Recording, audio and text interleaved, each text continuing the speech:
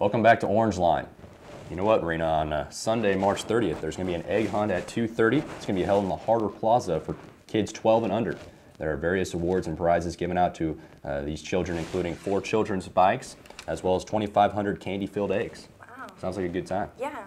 Now we're going to go to a story about squirrels around campus by Zack Rockey.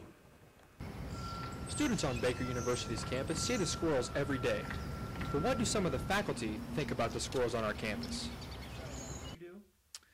I think most of the faculty like the squirrels, but some of the more squirrely faculty particularly like the squirrels. Many students on campus think the squirrels are great because they are so friendly and non-threatening.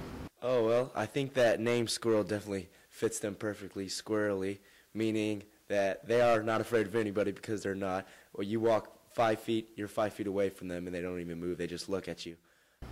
Although there have normally been many squirrels on campus, both faculty and students have noticed that the squirrel population is declining.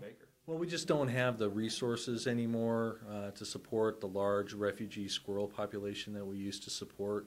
And Ottawa University, with its dwindling student populations, has more space for the squirrels than we do. There are also students who believe that squirrels and people getting along is the best thing for the campus and the community. People and animals need to start living in perfect harmony. I think it's a great thing that the squirrels aren't afraid of anybody, honestly. Reporting for KNBU TV, I'm Zack Rockey. Welcome back. We have one final announcement. Be sure to mark Saturday, April 5th on your calendars for the annual Baldwin City Community and Baker Health Fair. It will be held in Collins Gym from 9 a.m. to 12 noon. There will be free cholesterol testing for Baker students. Also, the first 250 attendees get a free t-shirt. Everybody likes a free t-shirt. Yeah. Let's go ahead and move on to the staff spotlight. You got to sit down with Ruth Sarna.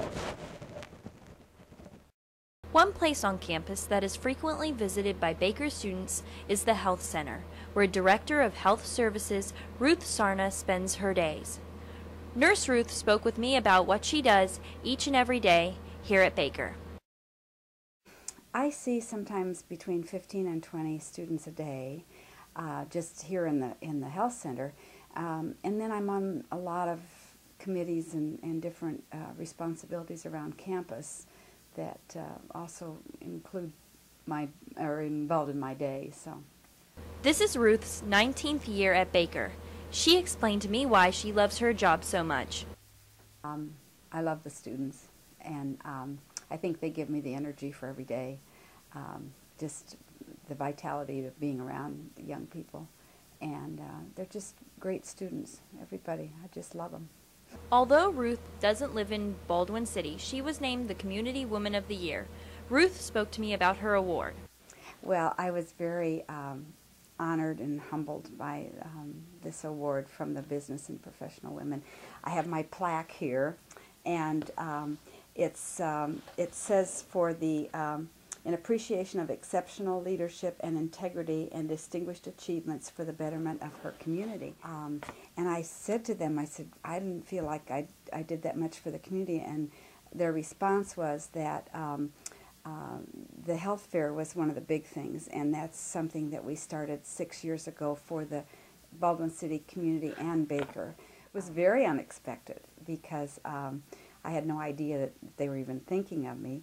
And when this Dr. Cooper called me, she's the representative from the Business and Professional Women, I said, "Are you sure?" And she said, "Yes, we want to honor you." So I was very surprised and pleased with it. One person that knows and works with Ruth is Debbie Gunther. I asked Debbie about Ruth and her award. Ruth is a very kind and generous person. She's very considerate of the students' needs, and she's very compassionate to what they need and make sure that they get the health care that they need. I didn't know about it, but I wasn't surprised that they would give it to her. She does a lot of stuff for the Lawrence community as well as the Baldwin community. She's involved in a lot of things, and is very highly regarded in all the areas. Rena Murphy, KNBU TV. Welcome back to Orangeline. Let's go ahead and check out our What's Bugging Us segment. Hello and welcome to this week's edition of What's Bugging Us here at Baker. I'm Chris Campbell, joined by Alex Dingman. This week's topic, old people driving. Alex, what's this all about? Well, the elderly don't make the best drivers, turns out. A lot of times they look pretty dangerous out there.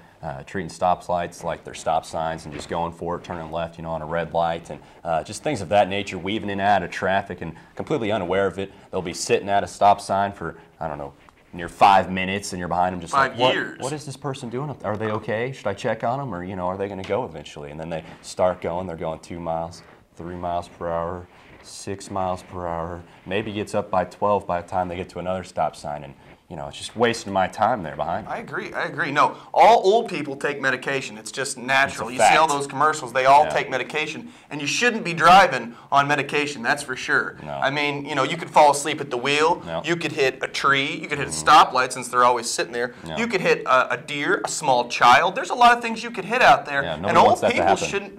shouldn't be out there going everywhere. I don't understand old people driving it. And another thing that bothers me with these old people is the cars they drive. I understand it.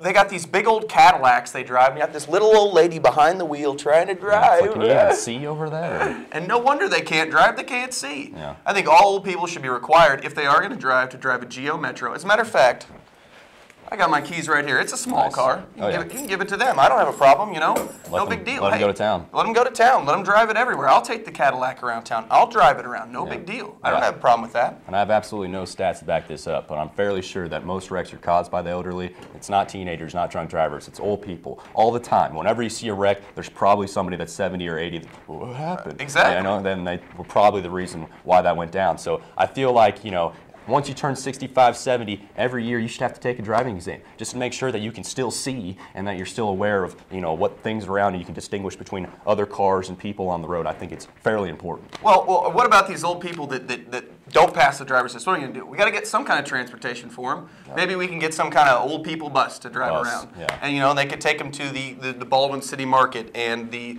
bingo at night and knitting class. Isn't that why we have old folks homes, so we know where they're at? Exactly. So everybody else is safe. They're Retirement there, homes and old folks They're homes. secluded, they're not on the roads, and they're having a good old time. I mean, everybody enjoys it. Exactly. Now, my other thing is what about us driving with old people and old people driving? I think there should be an old people lane on the street.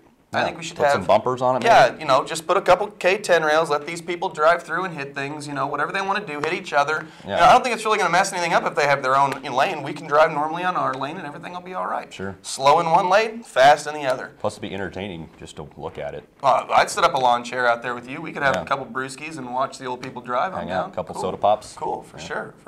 Uh-huh. All right, well, old people bugging us here this week at Baker. Tune in next week where I'll just get even madder.